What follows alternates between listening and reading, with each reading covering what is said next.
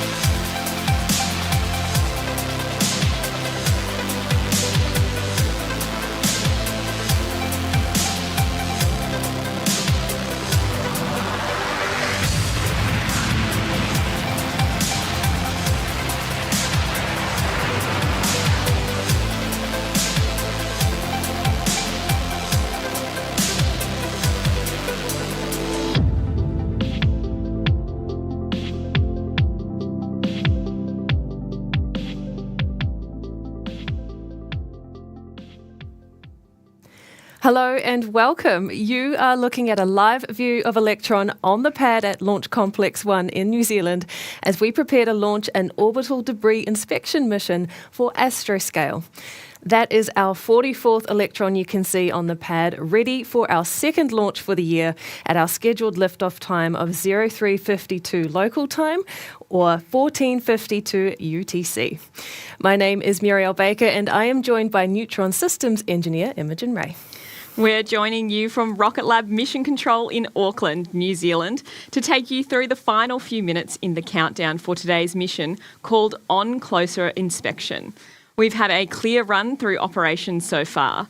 The weather is green and our launch operators are tracking no issues with the launch vehicle, Astroscale's satellite or the launch pad.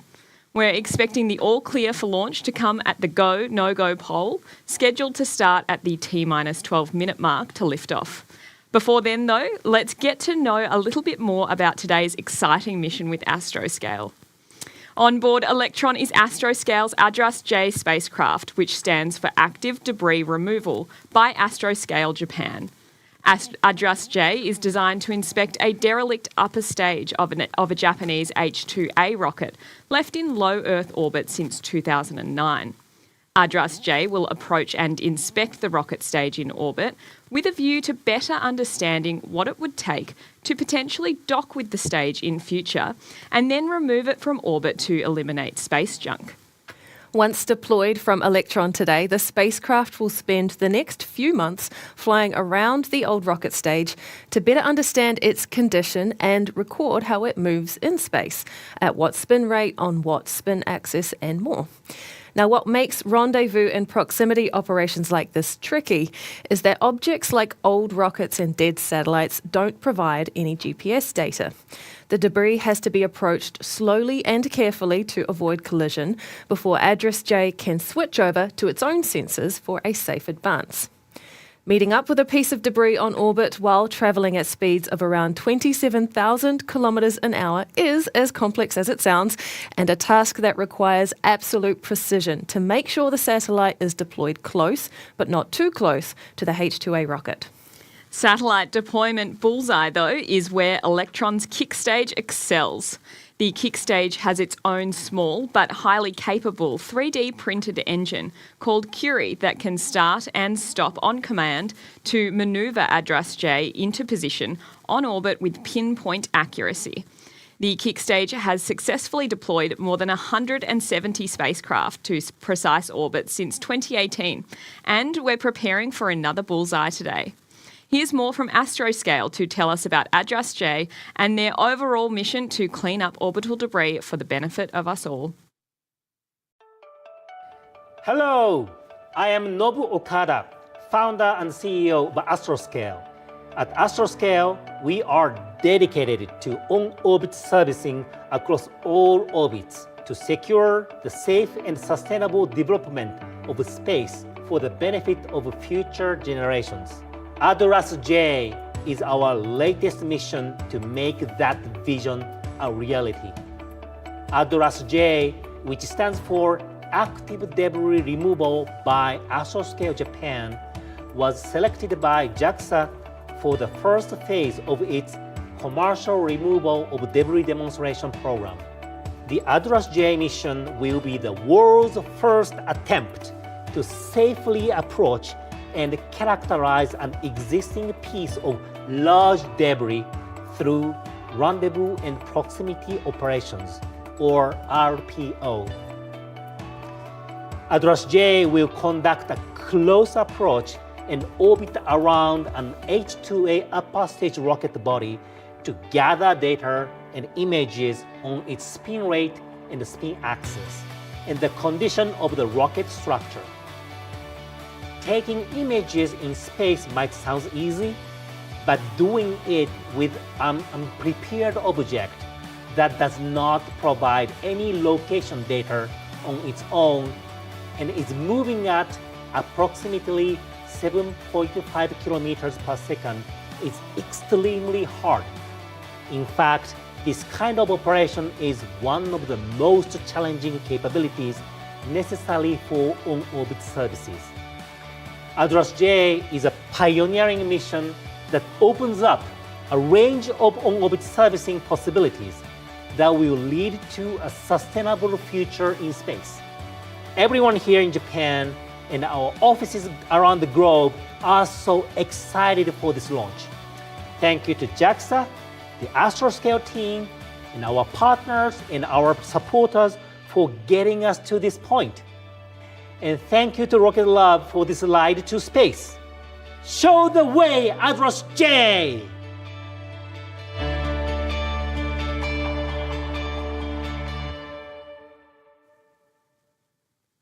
Today's launch is our 44th Electron launch overall, our second for the year, but it's the first time we've flown for Astroscale, and we could not be more excited to work with this innovative team. We are now coming up on 12 minutes left in the countdown to launch, which means that soon our operators will conduct the go, no-go poll for this launch. Now, this poll will run through each of the mission's monitored stations to check on their status and whether they are ready to proceed with the final steps before liftoff. You'll soon hear our launch director for this mission, Michael Pearson, undertake that poll. So let's listen into Mission Control now and hear how it goes.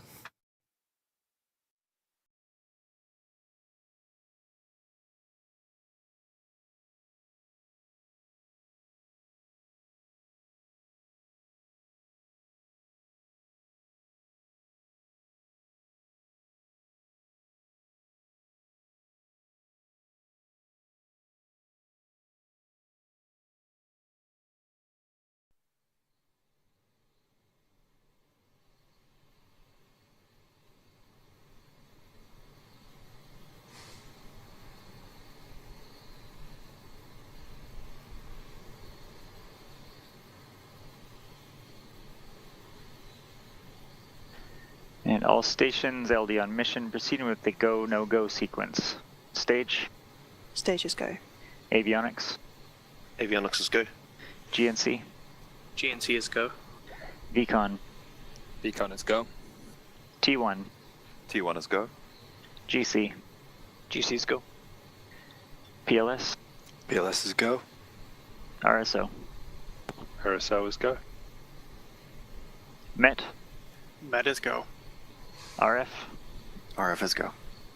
MM, MM is go. and LD sup. LD Slippers go. Okay, all stations, the go, no-go sequence is complete. We are T-minus 11 minutes and 11 seconds and counting. We are go for terminal count at T-minus 10 minutes, and from this time on, the 3-word hold procedure is in effect. That was Mission Control confirming that Electron is ready for launch, and so is the range at Launch Complex 1. Astroscale's payload is healthy and now a step closer to being deployed to space. We are still targeting a liftoff time of 0352 local time or 1452 UTC and heading to a 600-kilometre orbit for today's mission. You might have noticed from the camera view today that in those middle desks, you'll see our Space Systems team popping in and out as we're actually running 2 mission campaigns from the same control room. A big group of the team in there are operators from our satellite side of the business who are preparing to bring home our Winnebago spacecraft, the satellite we've built and operated for a company called Varda Space Industries. Over the past 8 months, our spacecraft has enabled its attached Varda manufacturing capsule to produce ritonavir crystals, a drug commonly used in antiviral medication for HIV and hepatitis C. With the manufacturing process complete and federal and range approvals for the capsule's re-entry, it's time now to bring the mission home. Over the next several days of 24/7 operations, they will be commanding our satellite to perform a series of engine burns that will set Varda's capsule on a trajectory to land in the Utah desert no earlier than February 21st UTC.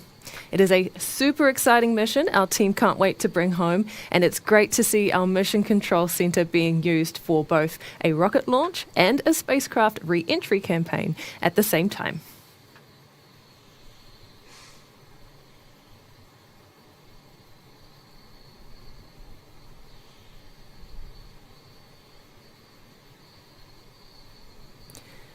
While we wait through these final few minutes before liftoff, let's take a look at our Electron rocket for today's mission. Electron is the world's first carbon composite orbital launch vehicle. And we chose this material not because it looks cool to have an all-black rocket, but because it is incredibly lightweight while retaining its strength. And that enables us to dedicate more mass to payloads, which is crucial in a small launch vehicle with small mass margins. We're often asked why we named this rocket Electron, and the hint lies in the unique engines that power it. Each Electron rocket features 10 Rutherford engines, 9 on the first stage, and a single vacuum-optimised engine on the second stage. Inside these engines is another world first, electric fuel pumps that replace the traditional turbine system typically used in rocket engines. It was this electrical feature that helped inspire the name Electron. Now, designing a rocket is one thing, but building and launching scores of them is quite another. Few people understand this challenge better than our Director of Electron Production, Lee King.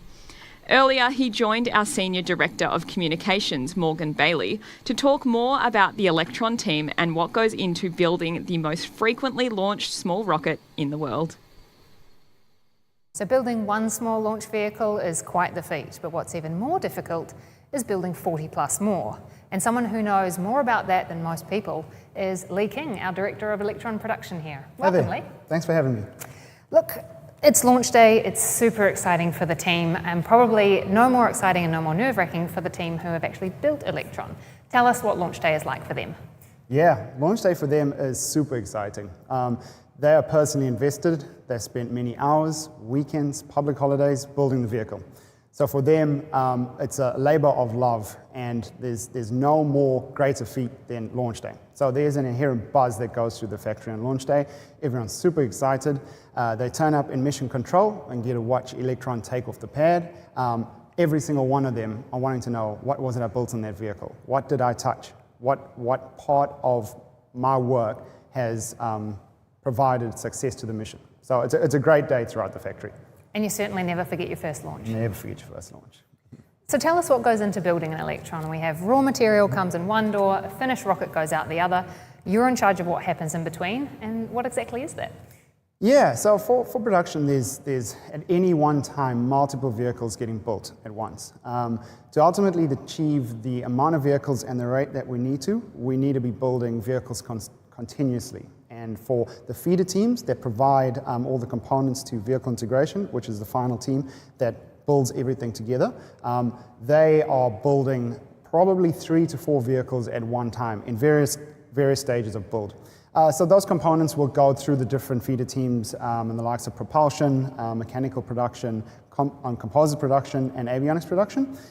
They'll build it and complete end-to-end testing through all cycles of the build. They'll then provide that to vehicle integration, who will do the same. They will put all those components, it's the culmination of the production facility, ultimately. They put all those components onto the vehicle, complete end-to-end testing once again, making sure it is fit for flight, and then deliver that down to launch range. Easy as that. Easy as that. So we've got a big year ahead. We've got some 20 plus Electron missions on the schedule. Obviously that's going to require some scaling up of the team. So I understand you've got a few roles open at the moment. Yeah, we've got a lot of roles open right across all our different facilities throughout New Zealand and the US. And ultimately the skills that we're looking for, we started in aviation, but really we've grown as a production facility. So while aviation is closely aligned with how we build the rocket, we really leverage all different types and all different skill sets. We have our own training process that we carry out through the production facility.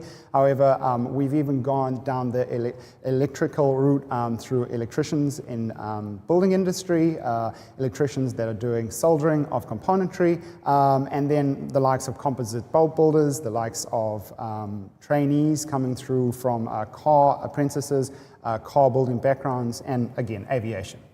So you don't necessarily have to come from a space background to be able to build Electron? No. Honestly, the biggest thing for us is, yes, you are bringing your life's experience and skill set to the facility, but nobody that starts here in a production sense has built an Electron. Nobody is a rocket builder. No one starts as a rocket scientist here. You will learn how to build Electron. We will give you the skill set that's required to be able to. What we are looking for is that attention to detail through your day-to-day life, through what you do in your job. We're not just looking for good enough, we're looking for that next level above good enough. And attention to detail starts there, but it's really your attitude, your willingness to learn, your hunger for the space industry, and your desire to really exceed your limits of what you thought was possible. Sounds exciting. Yes, it is. Well, you've got a big day ahead of you, so I'll let you and the team get back to watching launch, but thank you so much. No problem. Thanks for having me. Right now in the countdown, we are getting close to a fully fueled Electron as we prepare for flight. We time our loading of kerosene and liquid oxygen to as close to launch as possible to make sure that the super cold LOX propellant doesn't warm up before we need to use it. Though Electron is a small rocket, it still requires more than 12 tons of propellant in the first stage to get to space. We should hear the call that at T-minus 1 minute that LOX loading is complete on Electron. Shortly after that, the team will wrap things up with the first and second stage when they confirm that both are pressurised for launch. At T-minus 10 seconds, our launch director will count down with the clock to lift off with Electron's Rutherford engines then set to ignite at T-minus 2 seconds. Let's hand over now to Mission Control. The first call we should hear from our operators at T-minus 2 minutes is the switchover to the rocket's onboard flight computer for the countdown. We'll be back with you shortly after liftoff. Show the way, Address J.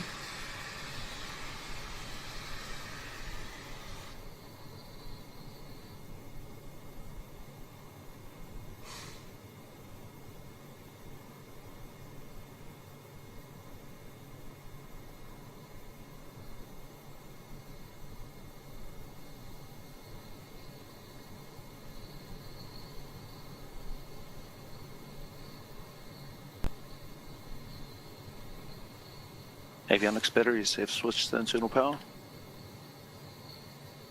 The vehicle is fully on internal power. The FTS is green and enabled for flight.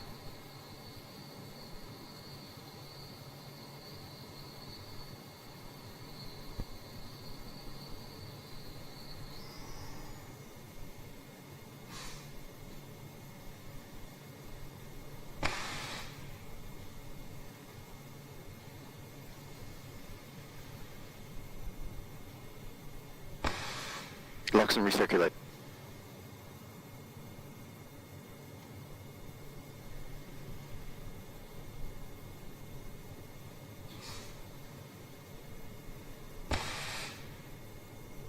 Anti-gathering is disabled.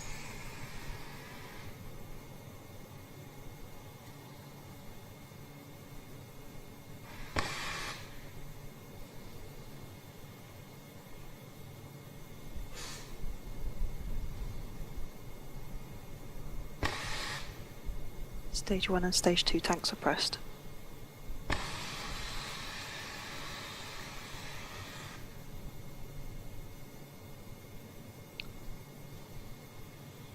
High flow engine approach enabled.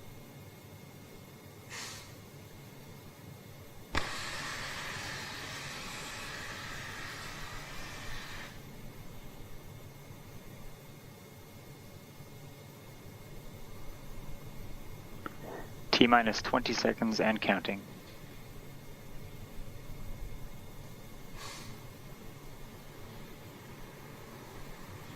10, 9, 8, 7, 6, 5, 4, 3, 2, 1.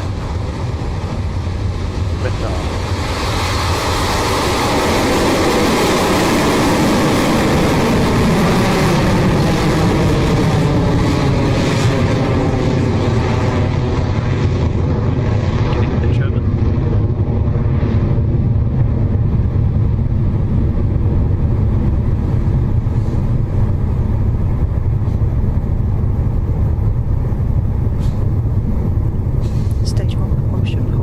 T plus 30 seconds and Electron has left the pad at Rocket Lab Launch Complex 1 in New Zealand, carrying the Astroscale Address J payload.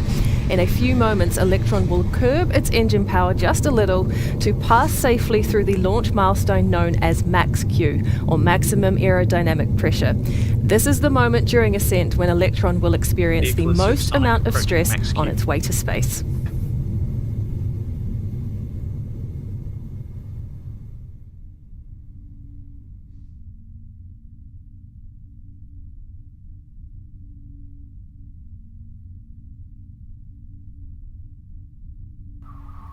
Cleared max Q. And Electron is clear through max Q. All is looking nominal at T plus 1 minute and 24 seconds into the mission, with Electron cruising along at speeds of over 2,600 kilometres an hour and now at 23 kilometres in altitude. If you've joined us in the past, you'll be very familiar with the next 3 events happening back to back. First will be the shutdown of the first stage's 9 Rutherford engines in preparation for when the first and second stages separate from each other, and then the engine will start up on Electron's second stage. Those actions are called out as MECO, which stands for main engine cutoff, followed by stage separation and then stage 2 ignition. We are expecting to hear those calls from Mission Control in just a few seconds. AOS channels. Entered burnout detect mode.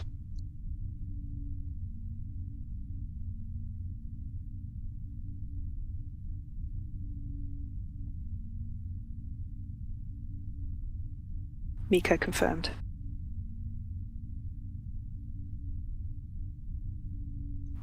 Stage separation successful. Stage 2 ignition confirmed. And that's MECO confirmed, stage separation and second stage ignition, all seen from onboard cameras on Electron. From the second stage, we're now getting a live view of the space-optimised Rutherford engine that's powering the mission to orbit. Up next is fairing separation in just a few seconds. We'll likely see those 2 fairing halves fall away after the split, so watch out for that on your screen. Fairing jettison succeeded. That was the 2 fairing halves successfully deployed there, introducing Astroscale's payload to space. The mission is moving along in this second phase of the journey at more than 8,600 kilometres an hour now, at an altitude of 127 kilometres. The burn on this Rutherford engine should continue for another 4.5 minutes or so before we get to the final stage separation between the second stage and the kick stage with Astroscale's payload. For that event, we should see the Rutherford engine on the second stage turn cold before the stages separate. But before we get to that nozzle on your screen there will stay bright and hot as Electron continues on its trajectory to orbital insertion.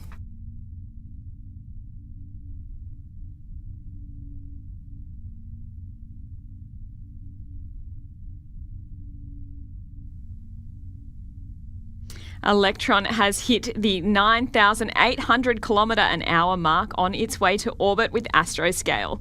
We're 4 minutes and 14 seconds into the mission now, having already completed liftoff, clearance through max Q, main engine cutoff, stage separation and second stage ignition.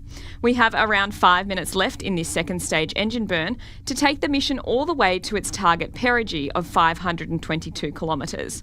The perigee is the lowest point in an elliptical orbit, and from there the kick stage will coast around to the apogee of 600 kilometres. The kick stage will then ignite for final payload deployment of ADRAS-J.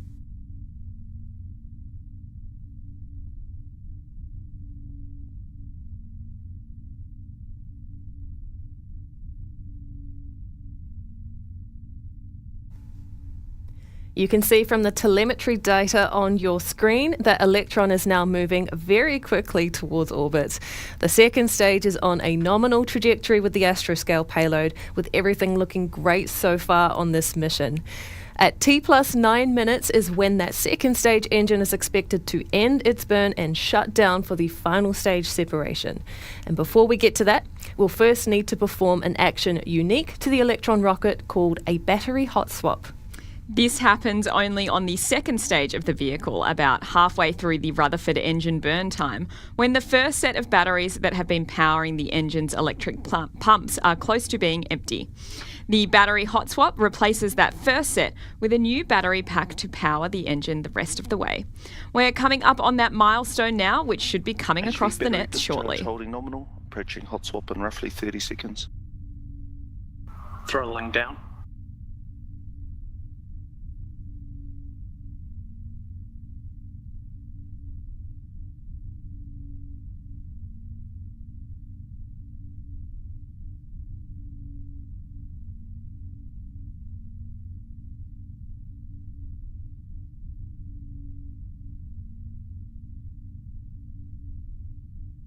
Hot swap successful. Guidance is nominal 100. We saw a flash of it there as it dropped away. The battery hot swap is now complete. Another major milestone with a green tick. Soon it will be shut down for SECO, or second engine cutoff. This is the same process the rocket went through for main engine cutoff on the first stage, before the stage separation earlier in the mission. The second stage engine will throttle down before shutting off completely, ahead of the kick stage separating with the astroscale payload, so the mission can continue on to payload deployment. SECO is scheduled for T plus 9 minutes 5 seconds, which we are coming up to shortly. Stage 2 propulsion, still holding nominal.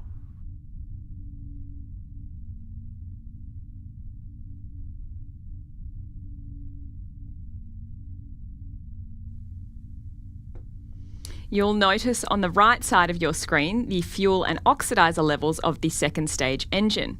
With just 22% of kerosene and 22% of liquid oxygen remaining, that puts us with just over a minute until the end of the second stage engine burn. With Electron moving at 20,000 kilometres an hour now, we're coming up quickly on orbital velocity.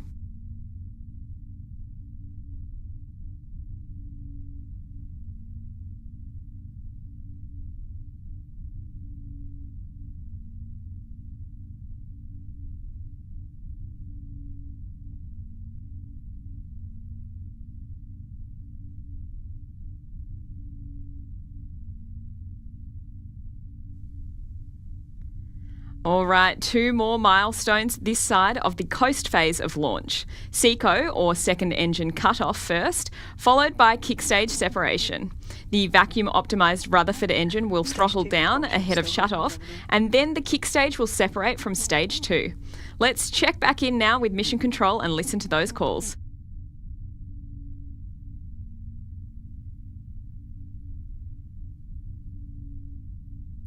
Entered burnout detect mode. Terminal guidance, 18 seconds remaining.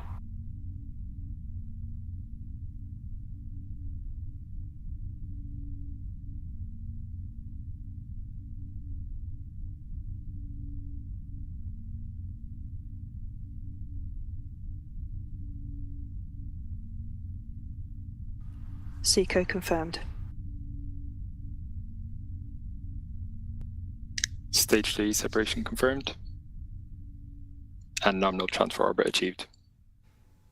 Great news there from Mission Control, and as you saw on your screen as that engine nozzle cooled down, we have had a successful second stage shutdown and separation of the kick stage. Astroscale's payload will now enter a coast phase as it completes its first lap of the Earth, with the kick stage on an elliptical trajectory. Once the dots connect is when the kick stage's Curie engine will ignite, placing the payload in its final orbit. Once ADRAS-J has been deployed, the satellite will use ground observation data to determine exactly where its target H2A spent rocket is, so the satellite can cautiously approach and use its own onboard rendezvous sensors to get closer. The spacecraft's job on this mission is to understand what condition the H2A rocket is in. Is it tumbling, and if so, how quickly? What is its exact location, and can it be safely latched onto? This is called the Rendezvous and Proximity Operations, or RPO, and a successful demonstration of RPO on this mission could open up a world of on-orbit servicing possibilities, including active removal of space debris. For now, the kick stage continues on its first orbit of Earth with Astroscale. We'll be back here on the webcast in about 50 minutes or so to take you through the final moments and payload deployment, set to take place at T plus 1 hour, 4 minutes and 30 seconds. See you here soon.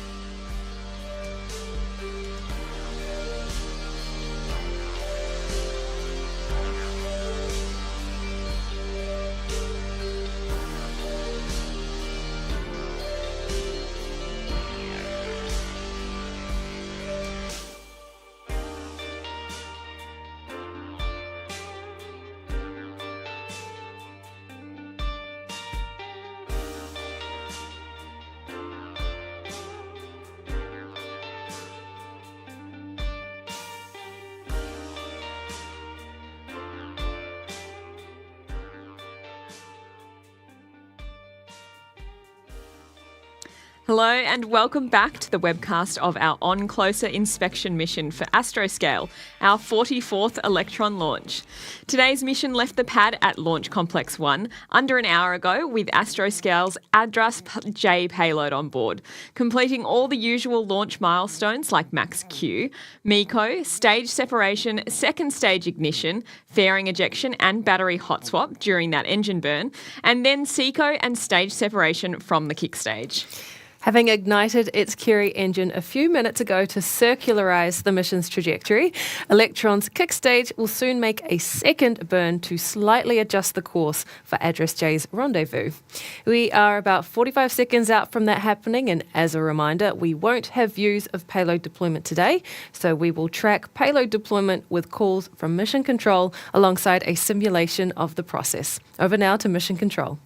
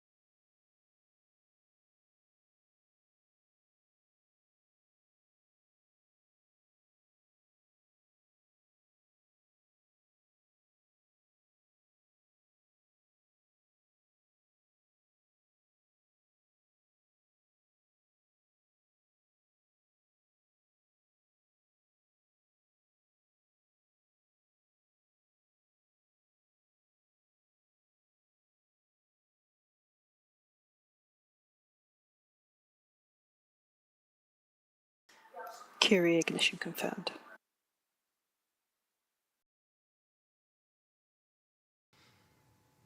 Great news from Mission Control. The kick stage's Curie engine has ignited for a second time for a brief 30-second burn.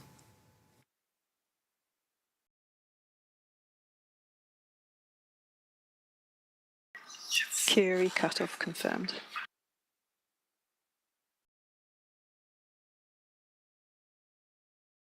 And good shutdown of the Curie engine, which means up next is payload deployment for ADRAS-J.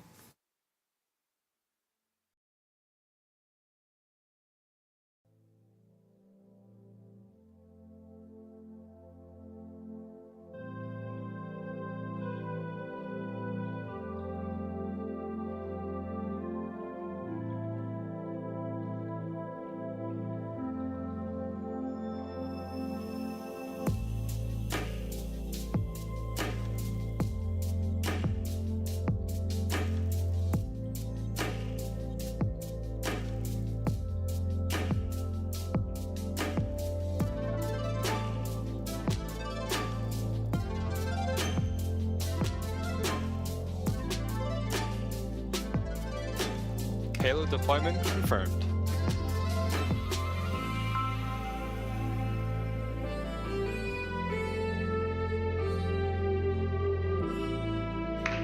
And there it is, the call from Mission Control that Astroscale's ADRAS-J satellite has been deployed and our mission is now complete.